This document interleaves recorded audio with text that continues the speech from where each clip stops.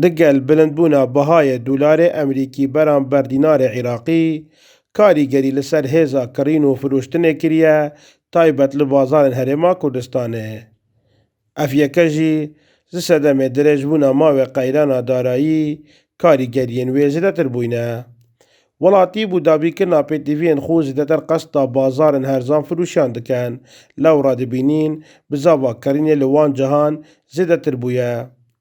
Dukandar ji wiha diyar dikin ka welatî zêdetir daxwazî li ser pêtiviyên herzan heye. Lewra ew îş hewl didin kereste û pêtiviyên herzan bi welatiyan dabîn bikin. Ez bi xwe dê xwe bêjim şexsê xwe kîya ribcek erzantir bî dê berê xwe deme werixe. Wekî em xir wezع neyî baş e. Darayeke, aborî yanî yekcarî xirab e. Em hez ke înşallah dê çêbî wezع çê jî bî dê he berdewam bîn tiştê baştir û tiştê erzantir. Bes wê wezعê wekî min fikir kir ew tiştel xirê baştir e. Bû min, bû xelkê min, bû xelkê Akirê heme qeza nahiyeka bes taybet bû xelkê xwe Akirê me hez kir tiştekî can, tiştekî başê erzan bikim.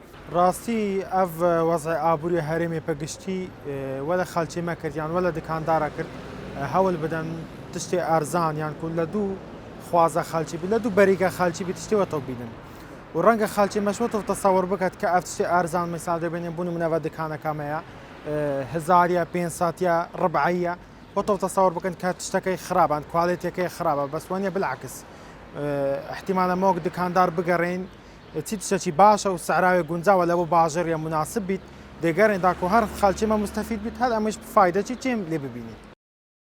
Şarezayekî buwarê aboriyê jî diyar diket sedemê dakeftina bihayê dînarê Iraqî û dirêjbûna mavê qeyrana daraya hikûmeta herêmê têda diborît karîgeriyên xwe zêdetir li ser texa hejar û fermanber û kêm deramet hebûye.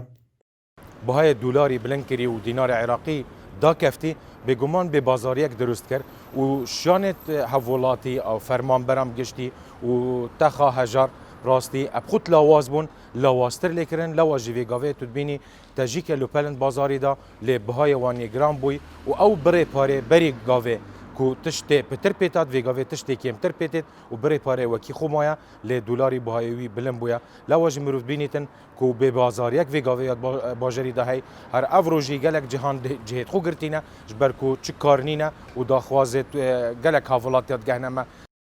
Mavê zêdetirî 5 sala ye. Welatî û fermanberên Herêma Kurdistanê di barûdûxekê aboriyê nebaş derbas dikin. Lewra welatî neçarin qesta dukanên herzan bazaran bikin bû dabînkirina pêtiviyên xwe. İsmaîl Seîd, Dezgehê Mîdyayî Badînan, Akirê.